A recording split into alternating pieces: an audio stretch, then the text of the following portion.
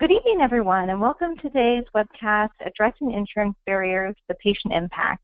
My name is Corinne Pettit, and I will be your moderator for tonight's presentation.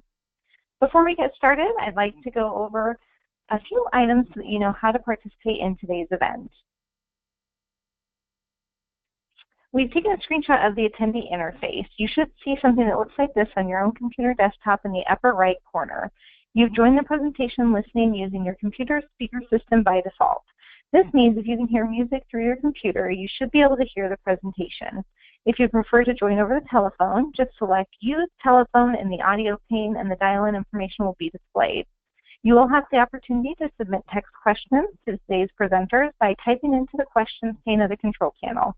You may send in your questions at any time during the presentation, and we will collect these and address as many as possible at the end.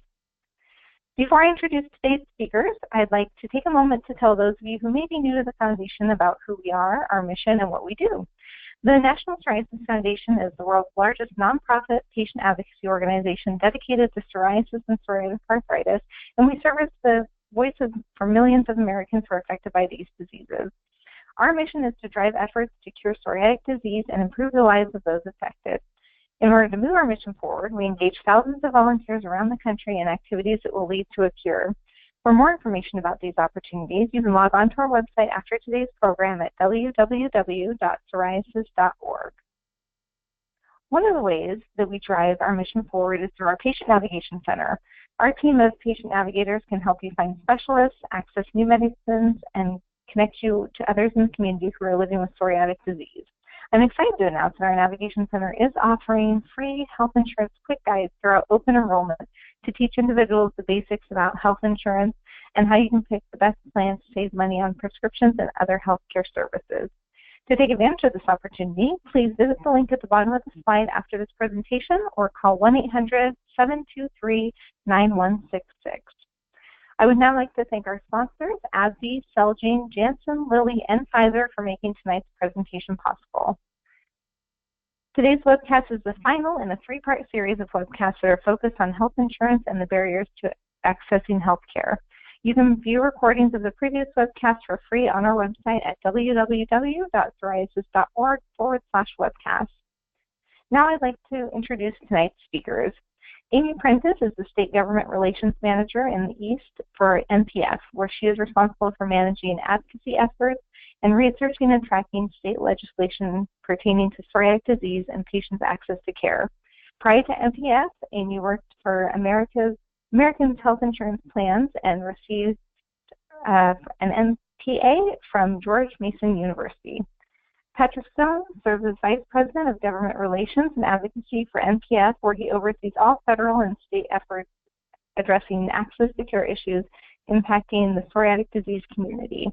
Prior to NPF, Mr. Stone worked for a 50-state consulting firm and also worked as an aide in the Maryland General Assembly. Finally, Marianne McCabe manages the National Psoriasis Foundation's Midwest state advocacy efforts. She started her career as an intern in Washington, D.C. and worked for multiple think tanks before joining NPF. McCabe specialized in healthcare access legislation and is a graduate of St. Xavier's University. Welcome.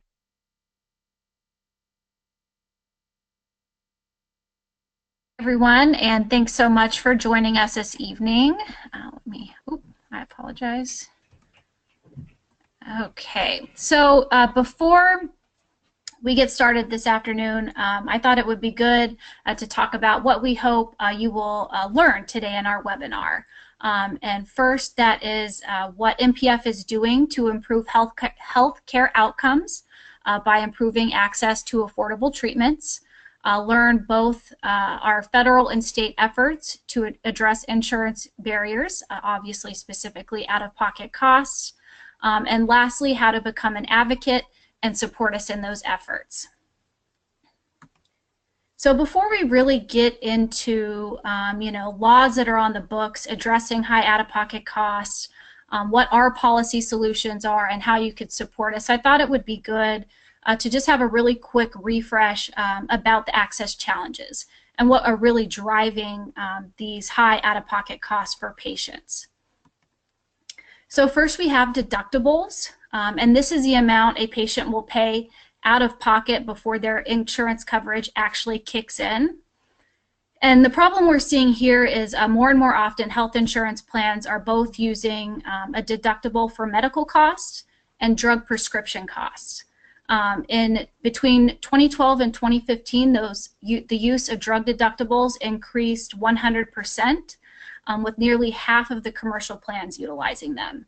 The average combined deductible with the cost of both the medical and drug deductible were over $6,000 for bronze plans and $3,700 for silver plans in 2017. And that's around a $1,000 increase just since 2014. And unfortunately, these really high jumps year to year in deductible costs, we're seeing through studies that 1 in 5 prescriptions are abandoned while patients are still trying to pay a deductible. So, unfortunately, these deductibles are so high, patients will stop treatment before they actually reach that deductible cap. So the second driver of high out-of-pocket costs is coinsurance. And this is rather than a patient paying a fixed and predictable copay, insurers will require a patient to pay a percentage of their medicine's list price. The use of copays for drugs dropped nearly 60% between 2004 and 2014. In 2017, silver plans in the marketplace, over 80% required coinsurance for drugs that were placed on these specialty tiers, which is often where you see biologics and biosimilars placed. 73% of bronze plans and 50% of silver plans in 2017 respectively required coinsurance of 31% or more for medicines on those specialty tiers. And really what the problem here is, we've had a lot of medical advancements in drugs, especially for psoriatic disease, with new biosimilars and biologics on the market, and they're very complex drugs and they're very expensive. They can range between $7,000 to $50,000 a year for a treatment. So when a patient has to pay 30% of that list cost, it can be essentially impossible for a lot of patients. And so lastly, and this last one was actually, let me flip this slide here. There we go. This last one was actually intended originally to help address and fix the high out-of-pocket cost problems. But unfortunately, it's become more of an access barrier. So health insurance plans have an out-of-pocket maximum. And essentially what that is it is the most you will have to pay out of pocket in a plan year. And once you reach that maximum, your insurance will cover 100% of the cost after you reach that max. But for the 2017 plan year, the out-of-pocket limit for a marketplace plan was $7,000 for an individual and over $14,000 for a family plan.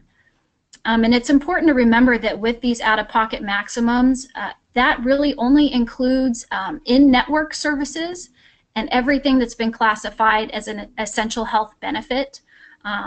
Luckily those essential health benefits are broad, but there are some things that do fall outside of that. So not all of your healthcare costs may actually go towards that out-of-pocket maximum. And there was a really good study by the Kaiser Family Foundation that kind of looked at an average person's wages. And they concluded that a non-elderly one-person household could probably pay around $2,000 towards cost sharing, whether that be the out-of-pocket maximum, the deductible, the co-insurance, and only about a third could actually pay $6,000. So less than a third of the average person would even be able to pay that full out-of-pocket maximum. And then you have to obviously take into account families that have to reach that $14,000 that may only have one income with that family, which again would be really hard for a family to pay. On my next slide, there's a really good graph that kind of supports that, not only with the out-of-pocket maximum, but with co-insurance and deductibles as well. It took a look at wage increases for individuals between a 10-year span. So from 2004 to 2014, the average person's wages rose about 32%. And during that same time span, co-insurance rose 114%, and then we had deductibles increasing by 256%. So obviously what that's saying is, a patient's wage is not, and their cost of living increases are really not matching what these health plan increases are for out-of-pocket costs. So unfortunately, a lot of times you see patients really having to choose between basic necessities like, going to the grocery store, or maybe one of their treatments for the month, which, obviously is something we don't want a patient having to decide between. So before I get into what our policy solutions are and what we're trying to do to address that, obviously this is a known problem. Everyone in the healthcare space, even beyond patients, know that these really high out-of-pocket costs are hurting people's health and are something that needs to be fixed. So I'm going to pass it over to Marianne, who's going to go over the type of legislation that is actually on the books in these types of states. So go ahead, Marianne. Thank you, Amy. Again, my name is Mary Ann McCabe. I'm the State Government Relations Manager for the National Psoriasis Foundation. I'm going to be covering the current protections in the states, just as Amy has said.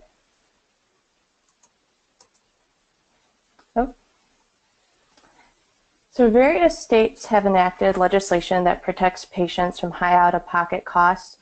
That is through state laws and or regulatory action.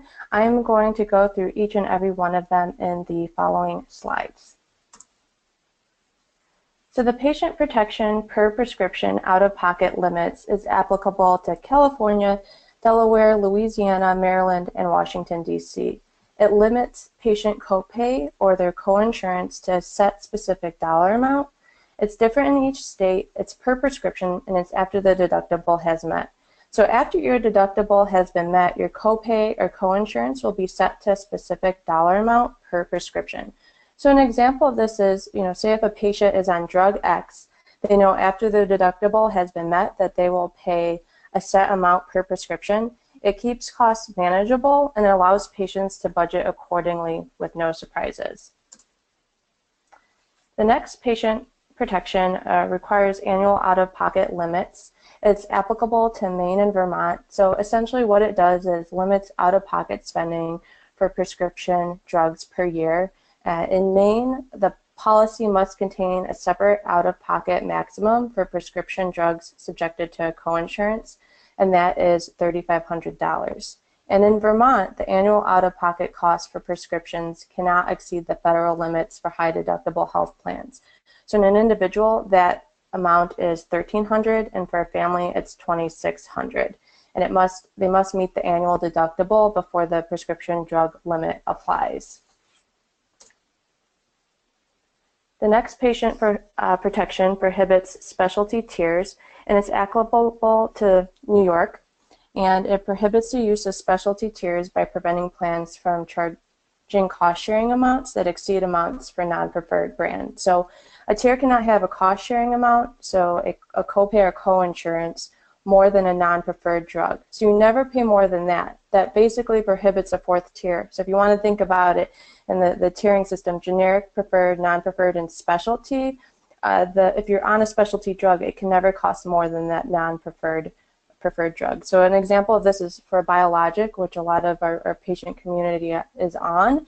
It's on the specialty tier, and this is likely going to cost the patient $500 or more a month. That's resulting in economic hardship for our patient community, and this law curbs that economic hardship.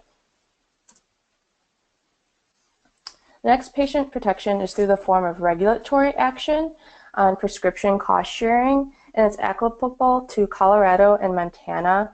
It requires a portion of each plan tier to offer copay-only plans. So 25% of plans offered in each category, bronze, silver, gold, platinum, have to be copay only for prescriptions. An example, it allows our patient community to look up the formularies and pick a copay only plan.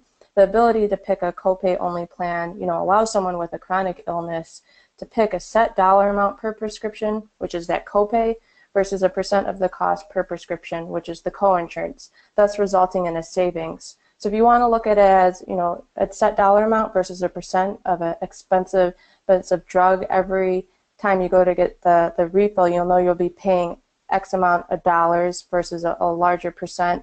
Again, allowing the patients to budget accordingly and have no surprises.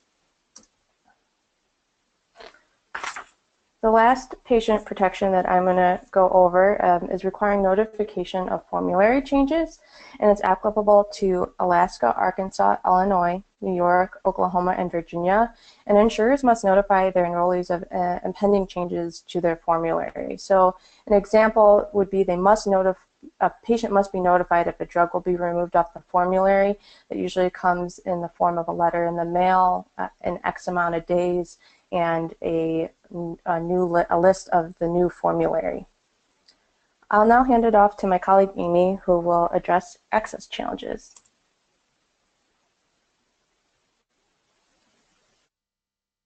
Thanks so much, Marianne. We appreciate that really thorough overview of what's already in place in those various states. And I will say before I go on, if you happen to live in one of those states and you're interested in learning more about those protections that are in place, we can't really get down to the nitty-gritty of each because it varies throughout each state. But if you want to learn more, please do not hesitate to reach out to us, and we're happy to explain more and how you can take advantage of those protections. So now I'm going to talk a little bit about how NPF addresses the out-of-pocket costs and the type of policy solutions that we advocate on both the federal and the state level. So we have identified 4 specific policy solutions. So I will kind of give you each of those in a nutshell. Solution 1 is through federal legislation. This is essentially where, as Marianne said before, where we limit what a patient will have to pay for those drugs that would typically be in a specialty tier or are in a specialty tier to not exceed the dollar amount of drugs that are a non-preferred brand. So those drugs in a non-preferred brand tier in a formulary generally come along with a copay. Of course, those copays are typically higher than, say, a generic drug, but they aren't usually tied to coinsurance, which really drives a really high out-of-pocket cost for a patient. So this essentially stops those coinsurance requirements for specialty tier drugs. This is something we endorse each year and continue to do so at the federal level. Unfortunately, we haven't seen any success yet, but it is something we still work to get passed. Right now we have a bill in the House that has over 100 bipartisan co-sponsors. So we have people that support the bill that are both Democrat and Republican. We do quite a bit of educational activities to increase that support and ideally find a sponsor on the Senate side as well. So our second solution is also a federal solution, and this is a solution that can be found through our federal regulations or through CMS, our Centers for Medicare and Medicaid Services. And this has actually had a fairly recent success. And essentially what we want to see is regulations in the biosimilars marketplace.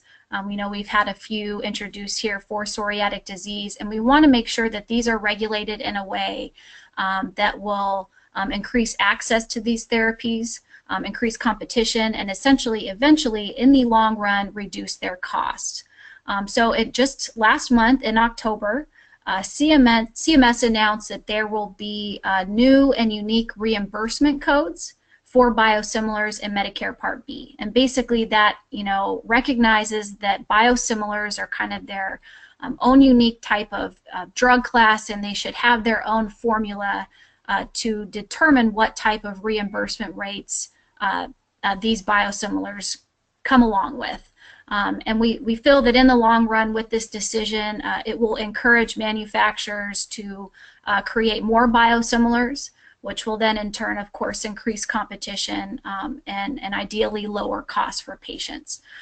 You know, we're excited about this success, and it's something we hope to build on going forward. So now that we have talked about our two federal policy solutions to out-of-pocket costs, I'm going to talk about what we're doing on a state level. So our solution number 3 is a cap for any type of copay or co-insurance for type of drugs. And there was a really good study that was produced by Milliman that showed that you can cap drug costs for a 30-day supply for a single type of drug for $100 at all plan levels, which, you know, gold, silver, platinum, and $200 for bronze level plans, pre-deductible, without any really significant type of negative impact like big increases in premiums. So again, this caps at a dollar amount, $100 or $200 for 30-day supplies for a prescription drug. And we have seen some successes. You know, Mary Ann went over there. We've seen California, Delaware, Maryland, Louisiana, and most recently Washington, D.C. Put in place these types of caps. And we actually have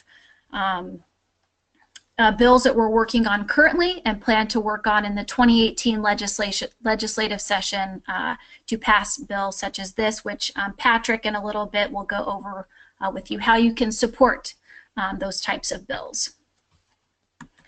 And so lastly is state regulatory relief. But I will say, you know, this particular solution we're working on in both a regulatory setting, meaning rules from a state insurance commissioner or Department of Insurance, and we're also starting to introduce bills through the legislative process to enact this type of solution. And what we're looking for here is basically a requirement that insurers for each type of plan that they introduce, whether that be a gold plan, a silver plan, a platinum plan, in each type of plan tier level, that 25% of those be copay only. And if they're only offering one type of gold plan, that one gold plan be copay only. That way, for patients that they know have to take a lot of medications, or maybe are on one particularly expensive medication that generally comes along with a co-insurance rate that are really high, when they shop for their plans year to year, you know, they can look for those copay only plans. And that way, you know, they can budget their expenses for the year, and they really know, you know, what they're going to be paying out of pocket each month at a reasonable amount. So we have seen this passed through regulatory relief in both Montana and Colorado. And again, we have a couple of states we're looking to target for this type of legislative action. So those are really our 4 types of policy solutions that NPF works towards and advocates for in the states and federal level. So with that, what I'm going to do is pass the mic over to Patrick, and he's going to talk about how you can support those efforts. And before I do that, with this one slide, I wanted to say that you know, obviously, you know, high out-of-pocket costs are a very big problem. But unfortunately, with kind of the current state of healthcare and the really kind of partisan conversation around, you know, what we should do with our healthcare, whether that be, you know, how to look at the cost of drugs, or whether we should repeal and replace, you know, the Affordable Care Act, you know, and kind of the nervousness of lawmakers to pass any type of legislation that may unintentionally increase premiums, you know, which, you know, insurers will say a lot of the times. You know, lawmakers are hesitant to enact these types of bills. So what's really critical, and what we've found with the successes that we've had to date, is that the patient voice is critical. You know, me and Mary Ann and Patrick can sit and talk, you know, policy all day with lawmakers, and we can talk about these facts and figures and show graphs. But really what makes all the difference is, you know, obviously a patient sharing their story and their struggles with these high out-of-pocket costs. So I will stop there, and I will hand it over to Patrick. Thank you.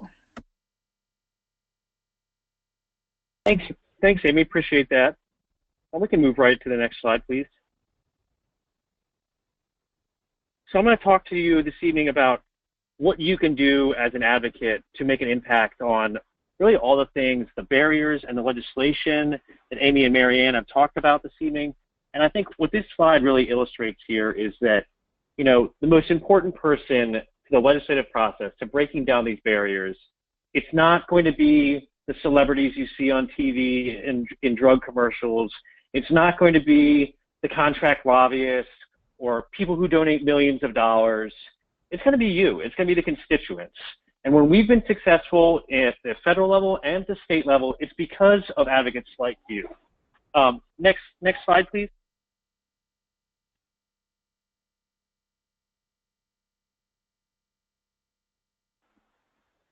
So, as I said, really nothing beats an engaged, active, and engaged constituent. And, you know, when you're going into your community, you have to realize that your legislators and the decision makers, whether it be at the legislative or regulatory level, you know, they may be your neighbor.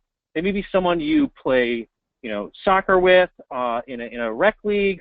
They could be someone that your children are in a class with or on a sports team with. And you may have shared interests that you don't even know about. Particularly on the local level, those people are out there in your community on a daily basis. They've got second jobs. They're a part of your community, and they want to hear from you. Of course, I have to mention this, and you vote. You're the person that's electing them as an official, whether it be every 2 years, every 4 years, or every 6 years. You're the person that matters the most to them, and they want to hear from you. Next slide, please. So how can you engage? And we like to tier this, okay? We like to say that there's things you can do that'll take 30 seconds, that'll take 1 minute, 5 minutes, half a day, or that you can engage in for months and months and months. One of the easiest things you can do is become active on social media. I'm sure most of you already are. It's really simple to very quickly look up your U.S. Senator, look up your congressman, and send them a quick tweet and say, psoriatic disease is something that impacts my life, and the barriers around health insurance impact it even further. What can you do to help me? If you got a little bit more time, you can visit your representative or senator in their district or state office. You know, one of our great advocates in New York was most effective because his local state senator lived right down, or had an office right down the street from him. And he would stop by there every day after lunch, or every week, excuse me, I should say, after lunch, and just stop in and say, hey, how's that bill going? So there's opportunities there. You can also develop long-term relationships with the member or the staff, and attend town hall meetings. I mean, there are meetings occurring on a weekly and monthly basis. At NPF, we have advocacy days on the state level and on the federal level, and you should look on npf.org and take notice of our advocacy webpage and see if there's something there for you in your state for an upcoming lobby day. Go ahead for the next slide, please. We just wanted to put this up here, and I'm not going to go through every one of these states, but please do take a look and see if your state's on here. These are the states that we're targeting for step therapy legislation and out-of-pocket cost legislation in the 2018 legislative sessions. As you can see, we're going to be really busy. You can also visit steptherapy.com, which I'll mention here in a minute, to get more resources about these target states and to get involved. Next slide, please. So as I mentioned, we have a ton of resources for you. You've heard mentioned several times our navigation center. We'll talk about that multiple times here towards the end, but our navigation center is a great resource for you, and people are standing by literally at all times to answer questions for you. Our advocacy page is also great, and so is steptherapy.com.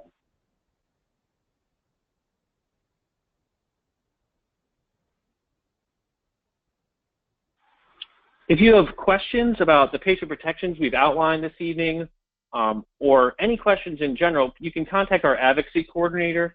Kate Olson, who will get you in touch with the right staff member.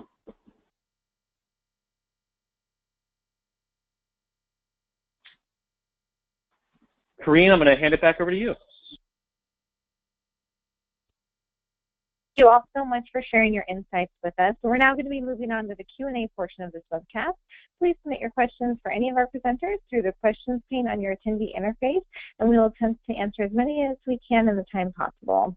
All right, so the first question, we have quite a few questions asking about copay cards and how those relate to their insurers, the coupons from manufacturers. Can you please speak to that a little bit?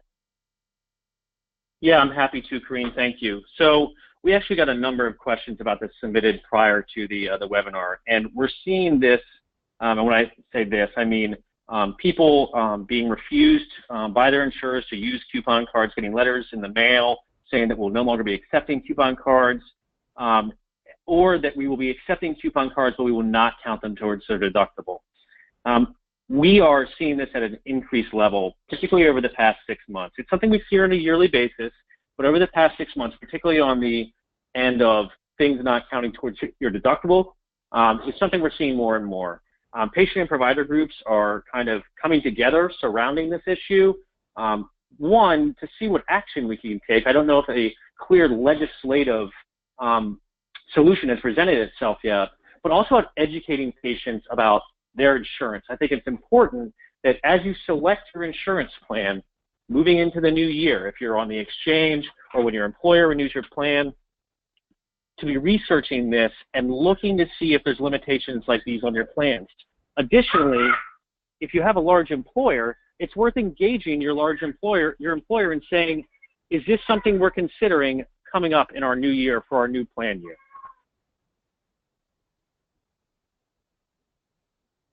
Great, thanks so much. Another question that came through, how can I initiate advocacy efforts in India? You know, this was a really interesting question, and most of our advocacy efforts are domestic, right? Most, I should say all of our advocacy efforts are domestic, but every country has their own legislative procedure. In India, if you'd like to contact your local parliamentary representative, there's always a way to do so. And I wanted to take this question because the rules don't change in other countries. The elected officials want to hear from their constituents. So if you're in India or the United States, in a way, the advocacy efforts are still a little bit the same. Great, thanks so much.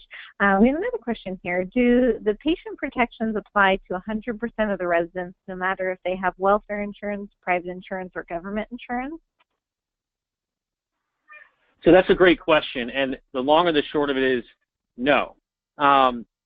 Each piece of legislation in each state is applicable to different plans based on how that legislation was passed.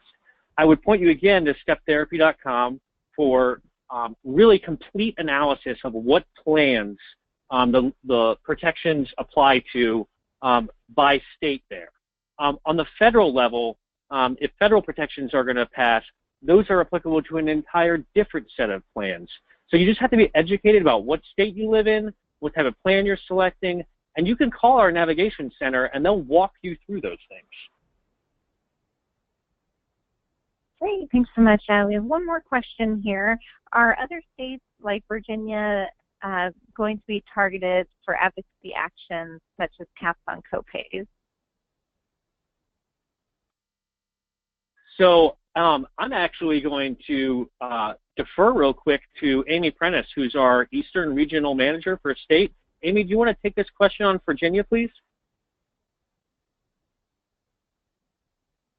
Sure, happy to. So in Virginia right now, and you can see here on the map, we don't actually have an out-of-pocket bill that's being that we're working on in Virginia, but I will say currently we do have a step therapy bill that we're working to pass. We actually recently, just this morning, had a call with our bill sponsor that you know, he has committed to introducing a bill in the House. It's Delegate Davis that would essentially provide exceptions to step therapy protocols. So we are right now looking for advocates to get involved in those efforts. You know, I'm happy to speak to anyone, you know, after this webinar at your convenience to talk about ways, you know, you can help and exactly what we're trying to do there. Great. Thank you so much, Amy. And that's all the time we have for questions today. If you do have any other questions, please contact our Patient Navigation Center by phone, email, live chat, or Skype. And once you leave today's webinar, you will receive a survey on the presentation, and we'd appreciate if you complete that and provide your feedback. As a reminder, our Navigation Center is offering free health insurance quick guides, and you can get yours by following the link after leaving the webinar. Thank you again for our sponsors, AbbVie, Celgene, Janssen, Lilly, and Pfizer. And finally, I just want to mention that a recording of tonight's webcast will be available shortly on our website, and you can access our complete webcast archives by visiting www.psoriasis.org/webcast. Thank you, everyone, for joining us tonight, and I hope you have a lovely evening.